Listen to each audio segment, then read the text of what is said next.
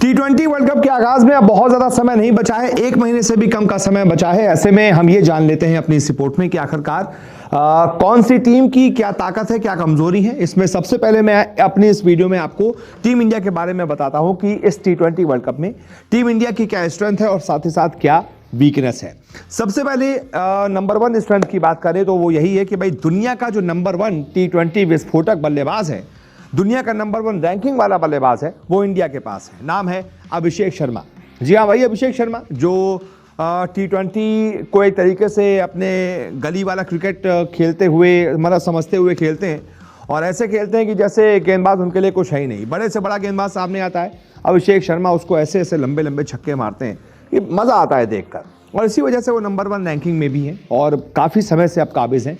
तो इंडिया की सबसे बड़ी स्ट्रेंथ है कि उसके पास दुनिया का सबसे खूंखार, सबसे ज़्यादा खौफ भरने वाला बल्लेबाज अभिषेक शर्मा मौजूद है, जिसको देखकर सामने वाली टीम इस खौफ में रहती है कि यार इसको आउट नहीं किया तो ये 5 ओवर में मैच खत्म कर देगा। इसके बाद इंडिया की दूसरी स्ट्रेंथ है T20 का नंबर वन गेंदबाज भी हमारे पास है। नाम है वरुण चक्रवर्ती। जी हाँ, दुनिया का नंबर वन बल्लेबाज तो है ही, साथ ही साथ हमारे पास इस T20 वर्ल्ड कप में दुनिया का नंबर वन T20 गेंदबाज भी है। वरुण चक्रवर्ती, जिनकी रैंकिंग नंबर वन है T20 के गेंदबाजों में, वो भी हमारे पास है। जिस तरीके से उन्होंने सिर्फ और सिर्फ कुछ 30 ऑड मैचों में 50 से ज़्यादा विकेट चटकाए हैं।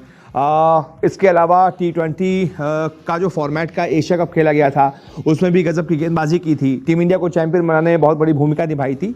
तो ऐसे में वरुण चक्रवर्ती भी इस बार वर्ल्ड कप खेल रहे हैं, ये इंडिया के लिए बहुत अच्छी बात है और ये इंडिया की बहुत बड़ी स्ट्रेंथ है। इसके बाद इंडिया की अगली स्ट्रेंथ क्या है? इंडिया की अगली स्ट्रेंथ है दमदार बैटिंग लाइनअप।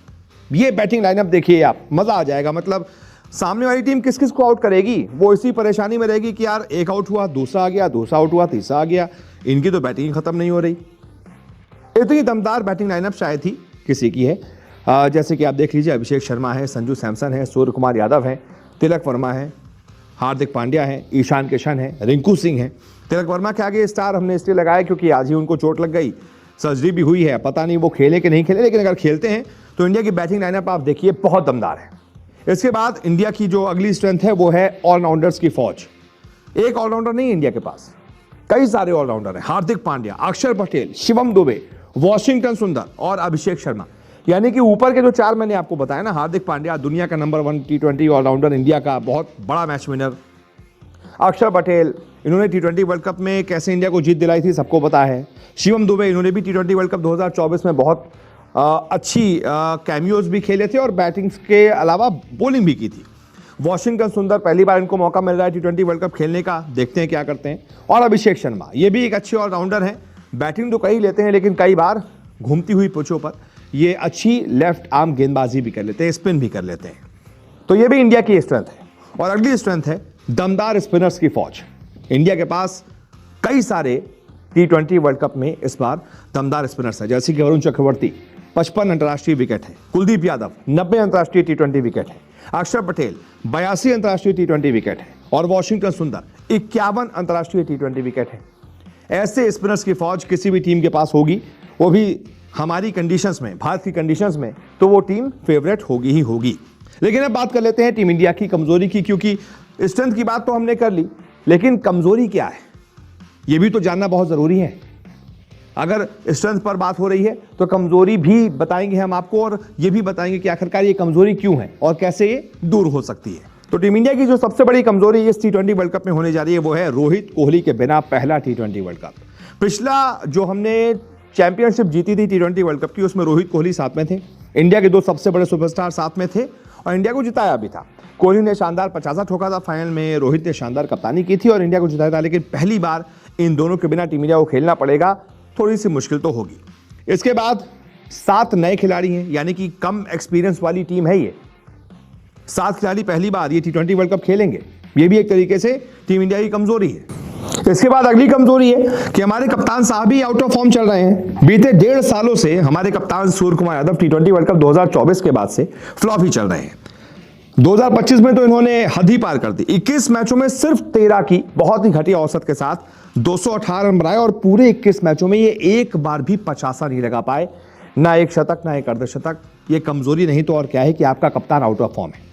दूसरी कमजोरी है संजू सैमसन भी आउट ऑफ फॉर्म है। आपका एक और धाकड़ बल्लेबाज, वो भी एक साल से फ्लॉप है। 2025 में संजू सैमसन को 15 मैच मिले, लेकिन भाई साहब ने सिर्फ 20 की औसत से 222 रन बनाए और 15 मैचों में सिर्फ और सिर्फ एक अर्धशतक हमारे संजू सैमसन भाई साहब लगा पाए। अगली कमजोरी, टीम इंडिया के उपकप्तान भी आउट ऑफ फॉर्म है। अक्षर पटेल भी T20 वर्ल्ड कप के बाद से फ्लॉप हैं। उनके प्रदर्शन को देखें तो 2025 में यानी कि पूरे साल 19 मैचों में बल्लेबाजी में जहां 20 की औसत से सिर्फ 183 रन बनाए, वहीं 19 मैचों में सिर्फ और सिर्फ 17 विकेट चटकाए। अगर आपके 3 से, और ये तो मैं छोटी एक रिपोर्ट बता रहा हूं, शिवम दुबे ने ये बहुत कुछ खास नहीं किया है, इसके अलावा हमारे और भी गेंदबाज हैं, उन्होंने भी कुछ खास नहीं किया है, तो ये कह सकते हैं नाम बड़े हैं, लेकिन अभी बीता जो हालिया फॉर्म है वो इनका बड़ा खराब है। तो ये आपको हैम्पर कर सकता है T20 वर्ल्ड कप जैसे बड़े इवेंट में, जहां बड़ी टीमें सामने आएंगी। बायलेटरल तो आप लगातार जीत रहे हैं, ये भी एक स्ट्रेंथ है कि हम T20 वर्ल्ड कप के बाद से लगातार अजेय हैं। सारी सीरीज हमने जीती है और नहीं जीती है तो बराबर कराई है, हम हारे नहीं हैं, अजेय हैं, कोई भी टीम हमें हरा नहीं पाई है। लेकिन बायलेटरल जीतना और ऐसे मल्टी नेशनल टूर्नामेंट जीतना, ICC का इवेंट जीतना बड़ी बात होती है। T20 विश्व कप जीता, उसके बाद हमने अंडर 19 एशिया कप जीता, लेकिन उसमें एक ही तगड़ी टीम थी सामने, पाकिस्तान, बाकी हल्की टीमें थी। अब ऐसे में जब ICC T20 वर्ल्ड कप में बड़ी बड़ी टीमें सामने आएंगी, वहां पर हमारी ये कमजोरियां हमारे खिलाफ जा सकती हैं। बाकी आप बताइए इस बारे में आपकी क्या राय है। इस वीडियो को देखने के लिए बहुत बहुत शुक्रिया।